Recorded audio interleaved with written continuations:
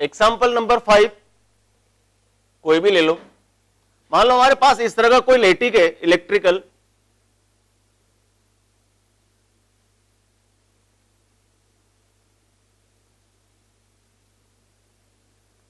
इस तरह कोई इलेक्ट्रिकल लेटिक है क्यूब टाइप।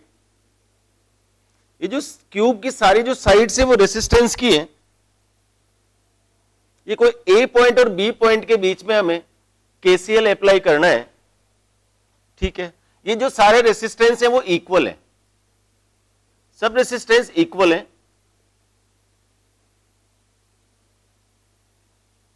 सारे रेसिस्टेंस की जो वैल्यूज हैं वो अलग अलग नहीं है, सारे इक्वल रेसिस्टेंसेस हैं। कितनी साइड होती है एक क्यूब में? एक क्यूब में कितनी साइड होती है? 12 साइड्स होती हैं। देखो सारे रेजिस्टेंस की वैल्यू लिख देता हूं, मान लो R है, सारे R रेजिस्टेंस हैं, ये R हमें A और B के बीच में इक्विवेलेंट रेजिस्टेंस फाइंड करने। अभी अपन रेजिस्टेंस बाद में फाइंड करेंगे, पहले अपन केसीएल अप्लाई करके देखते हैं कि A से हमने जितनी करंट देंगे उतनी करंट B पर हमें मिलनी चाहिए। ध्यान से देखो, मान लीजिए A से हमने जो करंट ली वो 6I करंट ले ली, 6I करंट है। देखो A पर 6I करंट आएगी, रेजिस्टेंस 3 रेजिस्टेंस यहां पर है आउटगोइंग में, ये R, ठीक है। नाम दे देता हूं तो आपको और सुविधा हो जाएगी। मान लो A B वहां है, ये हो गया C D E F G H, सारे पॉइंट्स हो गए। A पर जंक्शन है, ये 6I करंट डिवाइड होना चाहिए।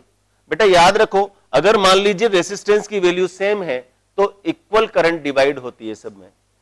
यहां पर हमारे पास 6I करंट है, क्योंकि इसका पोटेंशियल डिफरेंस, इसका पोटेंशियल डिफरेंस, इसका पोटेंशियल डिफरेंस सेम होगा। क्यों सेम होगा? क्योंकि यहां पर रेजिस्टेंस की वैल्यू सेम है, तो इसका मतलब करंट की वैल्यू भी सेम होनी चाहिए। तो यहां पर 6I करंट है, इधर कितनी चली जाएगी? 2I, इसमें कितनी आएगी? 2I, इसमें भी कितनी आएगी? 2I। यानी कि A जंक्शन पर 6I करंट 3 पार्ट्स में डिवाइड हो जाएगी, 3 इक्वल पार्ट्स में, 2I, 2I और 2I। ये 2I करंट यहां से देखो A से E पर आए, E पर आए, फिर जंक्शन है, जंक्शन है E से D पर R रेसिस्टेंस है, E से A पर भी R रेसिस्टेंस जा रहा है, इक्वल रेसिस्टेंस है, इसका मतलब करंट भी क्या होगी? इक्वली डिवाइड होनी चाहिए। तो इसमें कितनी करंट जाएगी? 2I आ रही थी, तो इस साइड में I, और इसमें भी कितनी हो जाएगी? I करंट, ठीक है। ये A से लेकर होकर C पर आओ, C पॉइंट पर जो इनकमिंग करंट है वो कितनी है? 2I, तो इसमें कितनी करंट जाएगी? देखो इक्वल रेसिस्टेंस है, इसमें I करंट और इसमें भी I करंट जाएगी। सिमिलरली A पॉइंट से G की तरफ चलो, G की तरफ कितनी करंट जा रही है? 2I। G पर जैसे आए, यहां पर जंक्शन है, जंक्शन पर करंट को डिवाइड होना है, G से H पर एक रेसिस्टेंस R है, G से A पर एक रेसिस्टेंस R है, क्योंकि रेसिस्टेंस की वैल्यू सेम है इसलिए करंट की वैल्यू भी क्या होगी? Same, I। ठीक है, बांट दिया हमने। चलो अब कौन कौन से पॉइंट बच गए? देखो यहां आ जाओ आप D पॉइंट पर, D पॉइंट पर E की तरफ से करंट आ रही है I, और D पॉइंट पर C की तरफ से करंट आ रही है I। तो इनकमिंग करंट कितनी है? I plus I। तो इसका मतलब D पर जो आउटगोइंग करंट क्या होगी? सम ऑफ करंट कितनी हो जाएगी भी? 2I। D पॉइंट पर आ गए। कौन सा पॉइंट पर आओगे अब? चलो यहां से आ जाओ, F पर आओ। F पर एक इनकमिंग करंट E से आ रही है I, एक इनकमिंग करंट G से आ रही है I, तो इसमें F से B की तरफ जो करंट जाएगी वो कितनी हो जाएगी? 2I। करेक्ट। चलो भाई आगे चलिए, H पॉइंट पर आइए। H पॉइंट पर C की तरफ से I करंट आ रही है, G की तरफ से भी I करंट आ रही है, तो H से B की तरफ कितनी करंट जाएगी? 2I। 2I, 2I, 2I। B point पर इनकमिंग करंट्स कितनी है अपने पास? 2I D से आ रही है, 2I F से आ रही है, और 2I करंट H से आ रही है, तो आउटगोइंग करंट कितनी होगी? 2 + 2 + 2 6I। कितनी करंट दी थी हमने? यहां से 6I करंट दी थी। B पॉइंट पर हमें वापस कितनी मिल गई? 6I करंट मिल गई। इस तरह से हमारा KCL क्या हो गया? केसीएल अप्लाई कर लिया अपन ने, इजीली अपन इसको फाइंड कर सकते हैं। अभी मैं जब केवीएल बताऊंगा उसके बाद में इक्विवेलेंट रेजिस्टेंस कैसे फाइंड करते हैं इसका, वो भी अपन आराम से फाइंड कर सकते हैं। ठीक है, अब आपको कि सर आपने ये 6i करंट क्यों ले ली, हम तो यहां तो कुछ भी ले सकते हैं। चलो आप इसको पॉज करके नोट कर लेना, मैं वापस इसी को आपके अनुसार चेंज करता हूं। मान लीजिए यहां पर मैंने 6i नहीं लेकर के i करंट ले लिया, इसका मतलब थोड़ी कि रूल चेंज हो जाएगा, रूल में कोई चेंज नहीं होगा। ध्यान से देखो जरा, मैं i को वापस हटा देता हूं और आपके अकॉर्डिंग करंट इसमें ले लेता हूं।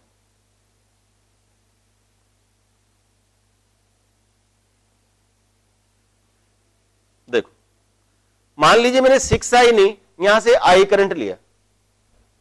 चलो ये i करंट ले लेते हैं अपन,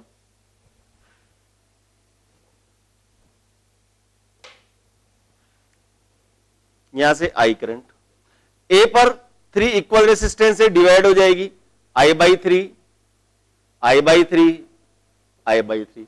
ये i बाई 3 करंट e पर आएगी, इसमें कितनी हो जाएगी, i by 6, i by 6। i by 3 c point पर आ जाएगी, i बाई 6, i बाई 6। ये i बाई 3 करंट g पर आएगी, इसमें कितनी हो जाएगी, i बाई 6 और i बाई 6। ठीक है, डिवाइड कर दिए अपन ने। डी पॉइंट पर आ जाओ, इधर से i बाई 6, i बाई 6 इसमें कितनी होगी बेटा, i बाई 3। इधर से i बाई 6, इधर से i बाई 6 इसमें कितनी होगी, i बाई 3। इधर से i बाई 6, इधर से i बाई 6 इसमें कितनी होगी, i बाई 3। अब बी पॉइंट पर देखो, इधर से i बाई 3 करंट है, यहां से भी i बाई 3 करंट है, यहां से i बाई 3 करंट है, i by 3 plus i by 3 plus i by 3, 3i by 3, 3 से 3 कैंसिल, करंट कितनी होगी, i।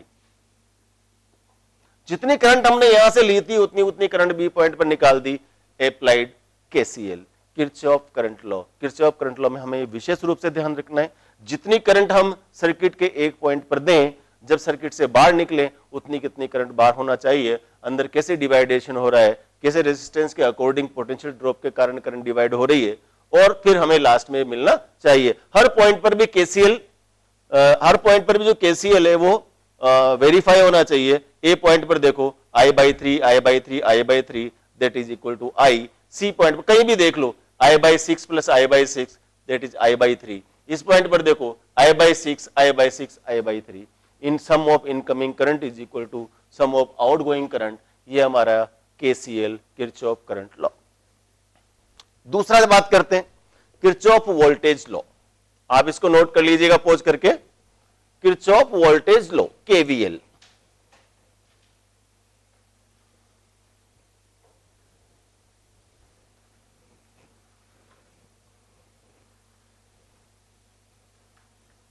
Kirchhoff voltage law, KVL.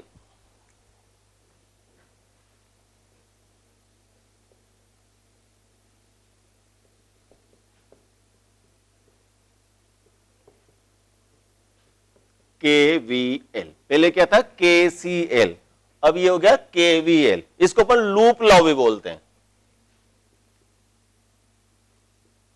Loop law. Loop किसे बोलते हैं, कोई भी सर्किट का एक पूरा चक्कर, उसको अपन लूप बोलते हैं। ठीक है, मान लो कोई भी सर्किट का कोई भी लैटिक है, उसमें अपन को केवीएल प्रूव करना है। देखो इससे अलग अलग जो ऑथर्स हैं बुक्स में अलग अलग तरीके से लिखते हैं, आप सीधा सीधा एक तरीका याद रखिए, उससे आपका सवाल गलत नहीं होगा। हमें याद रखना है कि किसी भी लूप में, in any loop of an electrical circuit, an electrical circuit, summation E, summation E का मतलब होगा टोटल ईएमएफ का सम, वो किसके इक्वल होना चाहिए, समेशन आई आर। ठीक है ना, इसका मतलब sum of EMF equal to sum of potential drops, sum of EMF equal to sum of potential drop. उस सर्किट में के उस लूप में जितने ईएमएफ होंगे, सेल को हमें ध्यान रखना है, प्लस या माइनस उसके अकॉर्डिंग सिग्मा ई और सिग्मा आई आर फाइंड करेंगे। सिग्मा आई आर को क्या बोलते हैं अपन, पोटेंशियल ड्रॉप। तो किसी भी सर्किट के किसी भी लूप में टोटल ईएमएफ यानी कि सारे ईएमएफ का सम कैसा, वेक्टर सम। ऐसा नहीं है 1 प्लस 1 माइनस है तो वैसा नहीं कि दोनों को प्लस कर दे या दोनों को माइनस, नहीं। Sigma E is equal to sigma A R, total potential drop. किसी बुक में अगर ऐसा दिख जाए तो आप उससे घबराना मत, sigma E plus sigma I R is equal to 0 ऐसा भी लिखा होता है। आप कहोगे सर यहां तो माइनस नहीं लगाया, नहीं। वो क्या करेंगे अपन, जो जब रूल बनाते हैं करंट के चलने के और ईएमएफ के फाइंड करने के, वो उसके अकॉर्डिंग अपन बनाते हैं। मैंने जो बता रहा हूं इससे क्या होगा कि तुम्हारा इजीली सोल्व हो जाएगा, ठीक है ना, और याद रखने में दिक्कत नहीं आएगी। अदरवाइज अगर अपन डिफरेंट अपन याद रखते हैं तो बड़ी दिक्कत होती है। देखो सीखते हैं इसको कि किसी भी लूप के किसी भी सर्किट में sigma E is equal to sigma I R ये कैसे प्रूव करते हैं और इनसे फिर प्रॉब्लम्स अपन कैसे सोल्व करते हैं। मान लो मेरे पास एक इस तरह का कोई सर्किट है,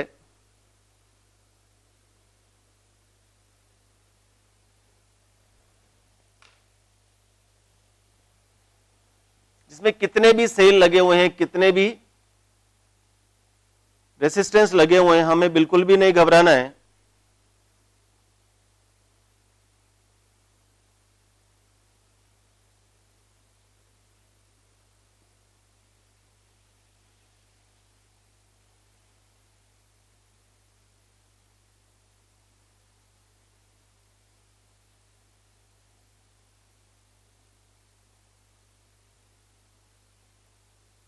देखो एक बड़ा सा लेटिक बना दिया मैंने सर्किट का, और भी बड़ा हो सकता है, आपको इसमें डरने की जरूरत नहीं है।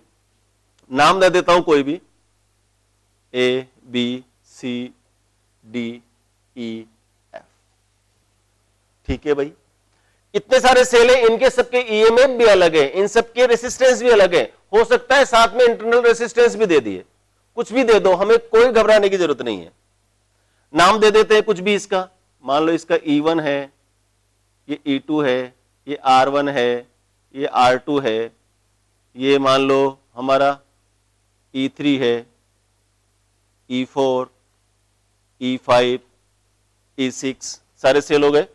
E1, E2, E3, E4, E5, E6 नाम दे दिए इनके। रेसिस्टेंस देख लो, R1, R2, ये मान लो R3, ये R4, ये R5, ये R6, ये R7। मैंने इसमें कोई पॉसिबिलिटी नहीं छोड़ी है। आपको ये नहीं लगे कि सर एक सेल के साथ एक रेजिस्टेंस है, जरूरी नहीं है। इस सेल वाली लाइन में 2 रेजिस्टेंस भी हो सकते हैं। ये भी हो सकता था यहां पर केवल 2 सेल लगे हों, ये भी हो सकता था यहां पर 2 सेल और 2 रेजिस्टेंस लगे हो, कुछ भी लगे हों। क्वेश्चन क्या है, आपको याद क्या रखना है, इनके डायरेक्शंस। डायरेक्शन कैसे याद रखने समझो, सेल और बैटरी।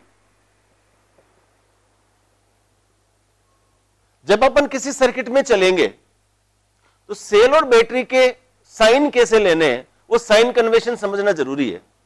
अगर हम किसी सेल में नेगेटिव टर्मिनल से पॉजिटिव टर्मिनल की तरफ चलेंगे, नेगेटिव से पॉजिटिव टर्मिनल की तरफ चलेंगे, तो हमें जो साइन लेना है वो पॉजिटिव लेना है। यदि किसी सेल में पॉजिटिव टर्मिनल से नेगेटिव टर्मिनल की तरफ चलेंगे, माइनस प्लस से माइनस की तरफ चलेंगे, तो फिर हमें साइन क्या लेना है, नेगेटिव। सेल और बैटरी के केस में जब अपन सर्किट में जा रहे हैं, जैसे मान लो अपन इधर जा रहे हैं तो E1 क्या आएगा, माइनस E1। अगर मान लो ए से ए की तरफ आ रहे हैं तो E1 का साइन क्या आएगा, प्लस E1। या यूं बोलो कि जब छोटे से बड़े हो रहे हो तो प्लस लेंगे, जब बड़े से छोटे हो रहे हो तो माइनस लेंगे। जब भी रास्ते में कोई सेल पड़ेगा, ये हमारा सेल या बैटरी का साइन कन्वेंशन है। चलो, IR potential drop,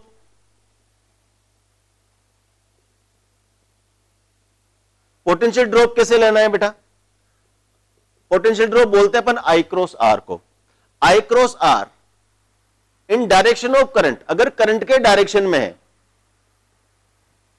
I cross R यदि करंट के डायरेक्शन में है, करंट के डायरेक्शन में है तो क्या लेंगे अपन, प्लस। और I क्रॉस R अगर करंट के डायरेक्शन के अपोजिट है, यानी कि हम जा इधर रहे हैं और करंट इधर आ रही है, तो यहां पर नेगेटिव लेना। समझ आ गई बात। तो total potential drop is equal to total EMF present in the cell. ये दो रूल याद रख करके हमें अप्लाई करने हैं तो हमारे सर्किट आराम से सोल्व हो जाएंगे। ठीक है, जनरली इसको अलग अलग ऑथर्स क्या करते हैं, आईआर के चलने के डायरेक्शन को नेगेटिव ले लेते हैं और आईआर के चलने के अपोजिट डायरेक्शन में करंट है तो उसको पॉजिटिव ले लेते हैं, तो फिर उनका जो फॉर्मूला है वो sigma E plus sigma I R is equal to 0 हो जाता है। लेकिन मैंने आपको क्योंकि नियम इस तरह से बताया है तो ये वाला रूल आपको अप्लाई करना पड़ेगा, और ये याद रखना बहुत ईजी है क्योंकि जब दोनों को एक तरफ लेकर के सोल्व करते हैं तो कहीं न कहीं पॉजिटिव नेगेटिव की गड़बड़ हो जाती है और सारे हमारी जो मेहनत है सोल्व करने की वो हट जाती है। ठीक है भाई, चलो लेके देखते हैं, ये रूल अप्लाई करते हैं। इसमें लूप देखो बेटा कितने लूप बन रहे हैं, ए बी ई एफ ए, पहला loop A B E F A, दूसरा loop B C D E A, B से गए बी से वापस आ गए, तीसरा loop A B C D E F A, 3 loop इसमें बन रहे हैं। अब प्रश्न ये आता है कि सर इसमें डायरेक्शन कैसे ले, सब सेल है, कोई प्लस माइनस है कोई माइनस प्लस है। मान लो इसकी वोल्टेज 20 वोल्ट है, इसकी वोल्ट 5 वोल्ट है, इसकी 1 वोल्ट है, बड़ा वाला सेल लेना चाहिए जिसका ईएमएफ ज्यादा हो, या छोटा वाला सेल लेना चाहिए जिसका ईएमएफ कम हो, या हमें ए से ए वाली इस लाइन से शुरू करना चाहिए, या हमें इस लाइन से शुरू करना चाहिए, या इस लाइन, नहीं, कोई नियम नहीं है, आपको अपना नियम बनाना है। आपको केवल ये बेसिक रूल याद रखना है कि सेल में छोटे से बड़े होंगे तो प्लस साइन लेंगे, सेल में बड़े से छोटे होंगे तो माइनस साइन लेंगे, पोटेंशियल ड्रॉप करंट के डायरेक्शन में पॉजिटिव लेंगे और करंट के डायरेक्शन का अपोजिट है नेगेटिव लेंगे। इनमें से आप किसी भी सेल को लेकर के केसीएल लगा करके करंट डिवाइड कर सकते हो, कोई भी सेल, चाहे ये लो ये लो ये लो, कोई भी एक सेल लेकर के उसके अकॉर्डिंग केसीएल लगाना है और केसीएल लगा करके हमें करंट को डिवाइड करना है। मान लीजिए मैं लेता हूं E1 सेल से करंट ले रहा हूं, मैं ध्यान से समझो जरा, मान लीजिए ये प्लस ये माइनस, मैंने यहां से जो करंट लिया, मान लो ये सेल कितनी करंट दे रहा है, I करंट दे रहा है, या I1 ले लो। ठीक है, I1 करंट ए पॉइंट पर आएगी बेटा, ए पर कोई जंक्शन नहीं है, जो करंट यहां ए पर है, ए से बी की तरफ भी, यानी कि R3 में भी जो करंट चलेगी वो कितनी चलेगी, I1 करंट चलेगी। ये I1 करंट बी पॉइंट पर आएगी, अब बी पर जंक्शन है, अब बी पर जंक्शन है, और जंक्शन है तो केसीएल क्या कहता है कि किसी भी जंक्शन पर incoming current is equal to sum of outgoing current. ठीक है, अब I1 करंट आ रही है, मान लीजिए मैं इधर बी से सी की तरफ मैंने इस करंट को डिवाइड कर दिया, यहां से मैंने I2 करंट इधर की तरफ दे दी, तो क्या इस वाली लाइन में अब जो करंट बचेगी कितनी बचेगी बेटा, I1 माइनस I2। भाई इनकमिंग कितनी थी बी पर, I1 थी, अब I1 में से हमने I2 करंट किधर दे दिया, बीसी साइड में दे दिया, तो कितनी बच गई, I1 में से I2 गया तो I1 माइनस I2, ये I1 minus I2 current B से ई की तरफ फ्लो होगी, नहीं समझो ध्यान से। चलो अब बी से ई पर यहां पर करंट आ रही, ठीक है भाई, अब I2 करंट सी पर आएगी, सी पर कोई जंक्शन है क्या, नहीं है, जंक्शन नहीं है तो करंट का डिवाइडेशन भी नहीं होगा। चलो सी पर आए, सी से इधर गए, इसमें भी करंट कितनी जा रही, I2, यानी R5 में भी करंट कितनी, I2, R6 में भी करंट कितनी, I2, क्योंकि वही लाइन है। डी पर आए, डी पर भी कोई जंक्शन नहीं है, जंक्शन नहीं, इसका मतलब I2 करंट सीधी यहां से आएगी, सीधी इसमें चली जाएगी, यानी कि R7 में भी करंट कितनी होगी, I2। ई पॉइंट पर आए, अब ई पॉइंट पर जंक्शन है, इधर से करंट आ रही है I1 माइनस I2, इधर से करंट आ रही है I2, ई पॉइंट पर हमारा जंक्शन है, जंक्शन है तो क्या दोनों सम हो जाएगी, incoming current equal to outgoing current. तो R2 में जो करंट जाएगी, ध्यान से देखो इधर, I1 माइनस I2 बीस की तरफ से आ रही है, I2 डी की तरफ से आ रही है, तो ऊपर जो करंट जाएगी कितनी जाएगी कि I1 minus I2 plus I2, I2 ने I2 को मार दिया, कितना आ गया यहां पर, I1। देखो कितनी करंट ली थी हमने, I1 करंट ली थी यहां से, जब वापस अपन घूम कर आए हमारे पास कितनी करंट होगी, I1। KCL वेरीफाई हो गया, किरचॉफ करंट लॉ वेरीफाई हो गया, जिस सेल से हमने जितनी करंट ली थी जब हम वापस घूम कर जाए तो नेगेटिव टर्मिनल पर हमारे पास क्या आ गई, वापस वही करंट आ गई। ठीक, एक वीडियो में मेरे को याद आ गया, मैं बता ही देता हूं, एक ही वीडियो में बच्चे ने सवाल पूछा था, सर इलेक्ट्रॉन तो प्लस माइनस से प्लस की तरफ चलते हैं तो करंट का डायरेक्शन हम अपोजिट क्यों लेते हैं। करंट की जो कन्वेंशनल डायरेक्शन होती है बेटा, वो इलेक्ट्रॉन के चलने के अपोजिट साइड में लेती है। वास्तव में करंट का जो चलना दिखाते हैं अपन पॉजिट्रॉन के डायरेक्शन में दिखाते हैं। पॉजिट्रॉन क्या होता है? इलेक्ट्रॉन का एंटी पार्टिकल होता है। इलेक्ट्रॉन दौड़ते हैं नेगेटिव से पॉजिटिव की तरफ, और करंट क्या लेते हैं अपन? पॉजिटिव से नेगेटिव की तरफ, क्योंकि जो पॉजिट्रॉन का चलने का डायरेक्शन होता है वो किधर होता है? कन्वेंशनल करंट के डायरेक्शन हमें उसमें लेनी चाहिए। तो हमेशा कन्वेंशनल करंट जो लेते हैं हम, ये आपका कहना सही है, इलेक्ट्रॉन के चलने के डायरेक्शन में electron rate of flow of electric charge is current, yes 100%। लेकिन हम जो करंट लेते हैं किधर लेते हैं? पॉजिट्रॉन के चलने के डायरेक्शन में। अरे भाई इलेक्ट्रॉन और पॉजिट्रॉन दोनों सेम ही है, दोनों का चार्ज सेम होता है, केवल अपोजिट होता है। ठीक है ना? इसका मतलब ये हुआ कि जो करंट लेंगे हमेशा किधर लेंगे अपन? पॉजिट्रॉन के डायरेक्शन में, सेल के प्लस से माइनस की तरफ। ठीक, चलो भाई केसीएल अपन ने इसमें अप्लाई कर दिया। अब केवीएल अप्लाई करते हैं। अलग अलग लूप है, 3 लूप ले सकते हैं अपन। 3 लूप में कैसे इक्वेशन बनते हैं आप ध्यान से समझने की कोशिश करो। पहला लूप ले रहा हूं मैं A B E F A, loop A B E F A. Loop close होना चाहिए, जहां से जाए हमें वापस घूम करके वहीं आना चाहिए। ए बी ई एफ ए, पहला लूप ले रहा हूं ए बी ई एफ ए। ए से जाओ बी पर, ए से बी पर जाओ। पहले अपन क्या देखते हैं? अपन टोटल पोटेंशियल ड्रॉप देखते हैं भाई। पोटेंशियल ड्रॉप का मतलब क्या होता है? पोटेंशियल ड्रॉप का मतलब क्या होता है? I into R. I into R देखते हैं। ए से बी पर जाओ, यहां देखो ए से बी पर गए, ए से बी पर गए, करंट कितनी है भाई? I1। रेसिस्टेंस कितना है? R3। किधर जा रहे हैं? करंट के डायरेक्शन में जा रहे हैं, करंट भी नीचे जा रही है, हम भी ए से बी की तरफ जा रहे हैं। इसका मतलब साइन क्या आएगा इसका? पॉजिटिव। ठीक, कहां गए? बी पर। बी से कहां जाएंगे? ई पर। बी से ई पर जाओ, बी से ई पर जाएंगे। बी से ई पर करंट कितनी है? I1 minus I2। जब बी से ई की तरफ जा रहे हैं, करंट कितनी है? I1 minus I2। रेसिस्टेंस कितना है? R4। ठीक है, करंट के डायरेक्शन में जा रहे हैं, करंट के डायरेक्शन में जा रहे हैं, इसका मतलब क्या हुआ? साइन क्या आएगा? प्लस। कहां आ गए भाई? ई पर आ गए, ये ई पर आ गया। अब ई से कहां जाना है? एफ पर। ई से एफ पर जाओ, ई से एफ पर जा रहे हैं। रेसिस्टेंस कितना है? R2। करंट कितनी है? I1 R2। करंट के डायरेक्शन में जा रहे हैं, इसलिए साइन क्या आएगा? प्लस।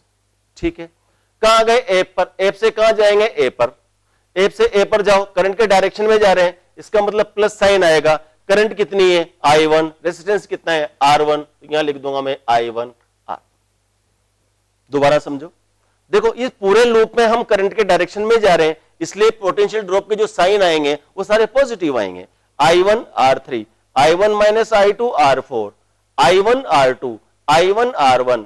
ये टोटल पोटेंशियल ड्रॉप हो गया। ये टोटल पोटेंशियल ड्रॉप किसके इक्वल होना चाहिए? टोटल ईएमएफ के। करेक्ट है भाई। चलो ए से बी पर जाओ, कोई सेल नहीं है, ए से बी पर कोई सेल नहीं है। बी से लेकर के जब ई पर जा रहे हैं तो एक सेल आ रहा है E3, लेकिन E3 बड़े से छोटा हो रहा है। जब आप बड़े से छोटे होते हो तो साइन क्या आता है? नेगेटिव। तो हमें क्या लिखेंगे? Minus E3। चलो भाई, कहां आ गए? ई पर। ई से ए पर जाओ, इसे ए पर जाएंगे, E2 सेल बीच में पड़ रहा है, E2 सेल बड़े से छोटा हो रहा है, पॉजिटिव से नेगेटिव की तरफ है, इसका मतलब साइन क्या आएगा? Minus E2। करेक्ट। एफ पर आ गए, एफ से कहां जाएंगे अपन? ए पर। कौन सा सेल आ रहा है बीच में? E1। लेकिन अब आप छोटे से बड़े हो रहे हो, नेगेटिव टर्मिनल से पॉजिटिव टर्मिनल की तरफ जा रहे हो, इसका मतलब क्या आएगा? Sign plus E1। ये एक लूप कंप्लीट हुआ, ए बी ई एफ ए। डरने की कोई जरूरत नहीं है, समझ आएगी बात। दूसरा लूप ले रहा हूं मैं loop B C D E A. B से सी पर जाऊंगा, सी से डी पर जाऊंगा, डी से ई पर, और ई से ए पर ई से वापस बी पर। ये एक पूरा लूप हो गया। देखो B C D E B, B C D E B. पहले टोटल पोटेंशियल ड्रॉप देखते हैं कि पोटेंशियल ड्रॉप कितना है। बी से सी पर जाओ, बी से सी पर जा रहे हैं, कोई रेसिस्टेंस नहीं है, कोई रेसिस्टेंस नहीं है, तो वहां पर कोई पोटेंशियल ड्रॉप नहीं होगा। सी से डी पर जाओ, सी से डी पर जा रहे हैं, दो रेसिस्टेंस हमारे पास हैं, एक रेसिस्टेंस R5 है, दूसरा रेसिस्टेंस R6 है, और इस साइड में जो करंट है R5 में भी करंट कितनी है I2, R6 में भी करंट कितनी है I2। तो देखिए जरा पोटेंशियल ड्रॉप, अब करंट के डायरेक्शन में जा रहे हैं, करंट के डायरेक्शन में जा रहे हैं, इसका मतलब क्या हुआ, साइन क्या आएगा, पॉजिटिव। तो मैं क्या लिख सकता हूं बेटा, बी से सी पर गया तो, बी से सी पर गया तो कुछ भी नहीं है, सी से डी पर जा रहा हूं, I2R5, I2R5। चलो आगे आगे आ जाओ, प्लस डायरेक्शन ऑफ करंट है, निश्चित रूप से प्लस आएगा, करंट कितनी I2, रेजिस्टेंस कितना है R6, I2R6, डी पर आ गए, डी पर आ गए। अब डी से कहां जाओगे आप, ई पर, डी से ई पर जाएंगे, रेजिस्टेंस कितना है R7, लेकिन करंट कितनी है I2, क्योंकि यहां से I2 करंट आ रही थी, जंक्शन नहीं था, डिवाइड नहीं हुई, डिवाइड नहीं हुई तो जो करंट यहां से यहां तक थी वही करंट ऊपर भी जाएगी भाई। तो I2R7, I2R7 प्लस या माइनस, प्लस, क्योंकि हम डायरेक्शन ऑफ करंट में जा रहे हैं। कहां पर आ गए, ई पर, ई पर पहुंच गए। ई से कहां जाएंगे, बी पर। अब ध्यान दो, ई से बी पर जा रहे हैं, ई से बी पर जा रहे हैं, रेजिस्टेंस कितना R4, रेजिस्टेंस है R4, करंट कितनी है, करंट कितनी है I1 माइनस I2, और अब I1 माइनस I2 बी से ई की तरफ आ रही है, और हम ई से बी की तरफ जा रहे हैं, तो डायरेक्शन ऑफ करंट के अपोजिट जा रहे हैं। जब डायरेक्शन ऑफ करंट के अपोजिट जाते हैं तो पोटेंशियल ड्रॉप क्या होगा भाई, नेगेटिव। तो यहां लूंगा मैं minus I1 minus I2 into R4। ठीक है भाई, चलो हो गया, I1 minus I2 into R4, कहां पहुंच गए, बी पर, B C D E B, पूरा सर्किल हमारा हो गया, ये पूरा एक लूप हो गया। चलो ये तो हो गया total potential drop in the loop, total EMF, EMF check करते हैं। बी से सी पर जाओ, बी से सी पर जाते हैं, सेल कौन सा है, E4, और E4 सेल माइनस से प्लस की ओर आ रहा है, माइनस से प्लस की ओर आ रहा है, यानी कि छोटे से बड़े हो रहे हैं, और छोटे से बड़े हो रहे हैं तो मैंने क्या सिखाया था, प्लस साइन लेंगे। तो क्या लूंगा मैं यहां पर, प्लस साइन, प्लस साइन आगे लिखने की जरूरत नहीं है, सीधा लिख रहा हूं मैं E4, करेक्ट भाई। चलो आ जाओ, सी से डी पर, सी से डी पर आ रहे हैं, केवल एक सेल आ रहा है बीच में, उसका नाम है E6। E6 से E पॉजिटिव से नेगेटिव तरफ जा रहा है, बड़े से छोटे हो रहे हो, जब बड़े से छोटे होते हो तो सेल का साइन क्या होना चाहिए, नेगेटिव, तो हम क्या लिखेंगे यहां पर, माइनस E6, करेक्ट। डी से ई पर जाते हैं, देखो ध्यान से, डी से ई पर जा रहे हैं, सेल है E5, ईएमएफ है E5, बड़े से छोटे हो रहे हैं, साइन कैसा आएगा, नेगेटिव, तो मैं यहां लिख दूंगा माइनस E5। ई से बी पर जाइए, ई से बी पर जाइए, एक सेल बीच में आ रहा है E3, लेकिन अब छोटे से बड़े हो रहे हो, माइनस से प्लस में जा रहे हो, और जब माइनस से प्लस पे जाते हैं तो हम क्या लेते हैं, प्लस साइन लेते हैं, प्लस साइन लेते हैं, तो यहां क्या आ जाएगा, प्लस E3।